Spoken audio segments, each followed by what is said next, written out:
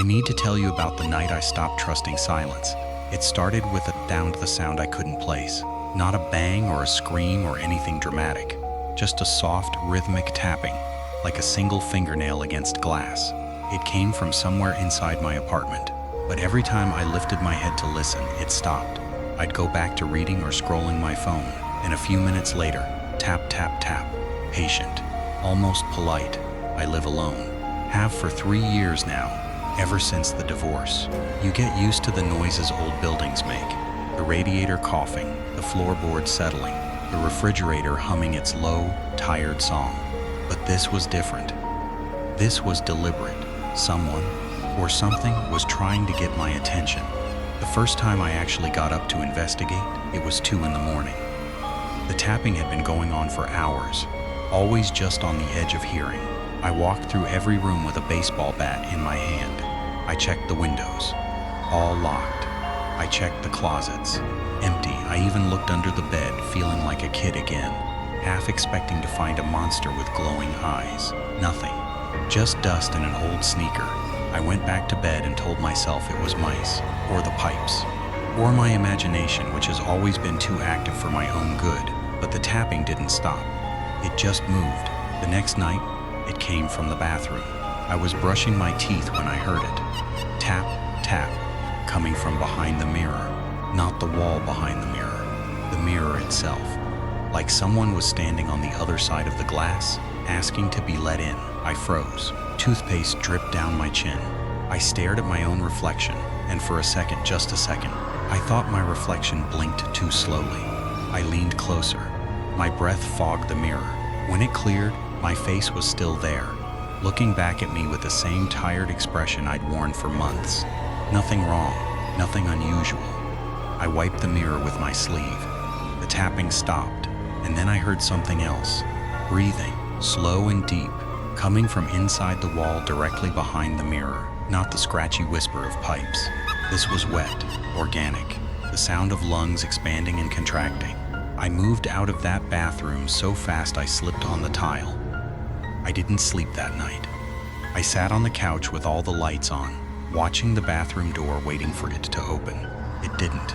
But sometime around 4 in the morning, I saw the doorknob turn, just a fraction of an inch, then stop, then turn back. The next day, I called a handyman, not because I believed in anything supernatural, because I wanted proof that there was a rational explanation. Mice in the walls, a loose pipe, a faulty ventilation system. Anything. The handyman was a guy named Sal. Older, gray mustache, hands like leather gloves. He'd been fixing things in this building for 20 years. He listened to me describe the tapping and the breathing without smiling or frowning. He just nodded and said, "Let's take a look." We started in the bathroom. Sal tapped on the walls, listened, tapped again. He pulled off the mirror. It was just glued to the drywall, nothing behind it but a patch of old paint. He put his ear to the wall, stayed there for a long time. Then he stood up and said, "There's no pipe I hear, no vent, no mice." I felt my stomach drop. Then what's making the sound? I'll never forget his face. It wasn't scared, it was something worse. It was knowing. "You ever read about liminal spaces?" he asked. "Places that aren't really places? Doorways that don't lead where they should?" I didn't answer. "This building," he said, "was put up in 1972, but the foundation is older, much older. There used to be a church here, burned down in the 50s. They found bodies in the basement after the fire. Not all of them had been reported missing." He handed me back the mirror. "My advice? Don't listen to the sounds, don't acknowledge them. And whatever you do, don't look into the glass when you hear the tapping." Then he left. He didn't charge me. He just walked out and never answered my calls again. For 2 weeks, nothing happened. The tapping stopped. The breathing stopped. I started to relax. I told myself that Sal was an old man with an overactive imagination, that the whole thing had been stress-induced auditory hallucinations. I even started sleeping with the lights off again. Then I made the mistake of taking a late shower. It was about 11 at night. I was tired, running on 4 hours of sleep, and I just wanted to wash off the day. The water was hot, almost too hot, and the bathroom was full of steam. I had music playing from my phone on the sink. Some lo-fi channel, nothing loud. I was scrubbing my face when I heard it. Tap, tap, tap, 3 slow knocks, coming from the mirror, not from behind it, from inside it. I froze. Water ran down my back. The music kept playing, tinny and distant. I told myself to ignore it. Just finish my shower and get out. Don't look at the mirror. But the mirror was right there. I could see it through the foggy glass of the shower door. A rectangle of silver hanging on the wall, and in the reflection, I could see the steam swirling, and my phone on the sink, and the white porcelain of the toilet. Everything normal, everything fine. Then the steam cleared for just a second, and I saw that my reflection wasn't alone. There was someone standing behind me, inside the shower, inside the reflection. A figure, tall, dark, featureless, like a silhouette cut out of the world. It had no eyes, no mouth, no clothes, just a shape. But it had hands, long pale hands that were reaching toward me. I whipped around. The shower was empty. Just me and the water and the steam. When I turned back to the mirror, the figure was closer. It was standing directly behind where I was standing. Its hands were on my shoulders in the reflection. I couldn't feel anything, but I could see its fingers pressing into the reflection of my skin, and I could see my reflected face staring back at me with an expression I wasn't making. My reflection was smiling, not a nice smile. A wide, wet smile that stretched too far, showing too many teeth. And its eyes, my eyes were black, not dark brown, black. Like 2 holes had been punched through the glass of the world. I screamed. I threw open the shower door and ran out of the bathroom, naked and dripping. And I didn't stop until I was in my bedroom with the door locked and a dresser pushed against it. I sat in the corner, shivering, waiting for my heart to slow down. It was 3 in the morning when I heard the bathroom door open. I know I locked it. I know I did. But I heard the click of the latch, then the slow creak of hinges, then footsteps. Wet footsteps, like someone walking on wet tile.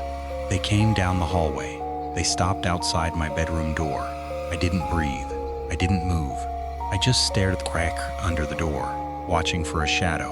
The shadow came, but it wasn't a shadow. It was a puddle. Water, dark, cold-looking water, seeping under the door from the hallway. It spread across my carpet, and I could see that it wasn't clear. It was thick, oily, and it smelled like the inside of a grave. The doorknob started to turn, slowly, back and forth, like something on the other side was learning how to use it. I grabbed my phone.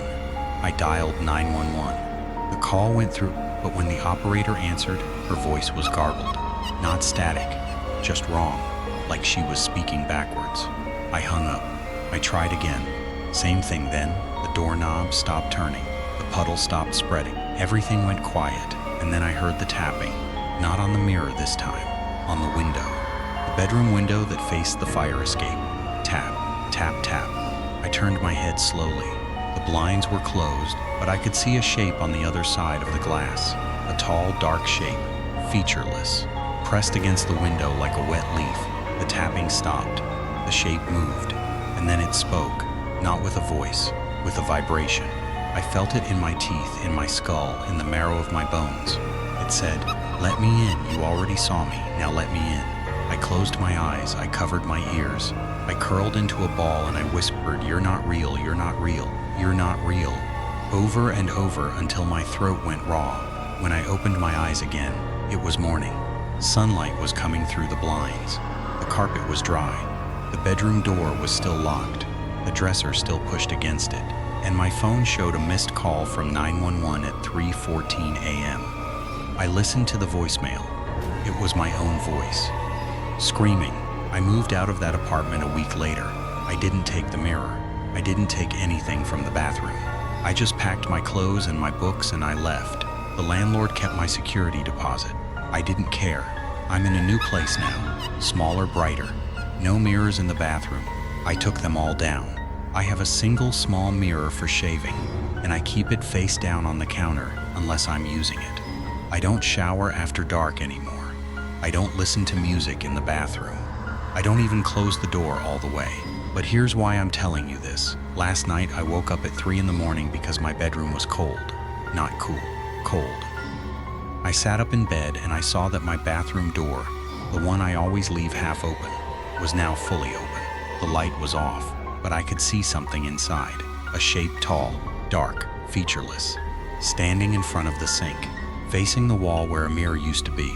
It turned its head, no eyes, no face, but I knew it was looking at me. And then it raised one hand, a long, pale hand, and it tapped its finger against the tile wall. Tap, tap, tap. I closed my eyes. I pulled the blanket over my head like a child, and I whispered, "You're not real," but I could still hear the tapping, and I could still feel the cold. And somewhere in the dark, just inches from my ear, I heard a wet, slow exhale. I haven't slept since. I'm sitting in a coffee shop now, typing this on my laptop. The sun is up. There are people around. Normal sounds, normal smells. For a few hours, I can pretend that everything is fine. But tonight, I'll have to go home. And when I do, I know what I'll find. The bathroom door will be open. The mirror I hid in the closet will be back on the wall. And my reflection will be waiting for me, smiling that smile that isn't mine, with those black eyes that have already seen the inside of my dreams. The tapping isn't a request. It's a promise. And the thing on the other side of the glass is very, very patient.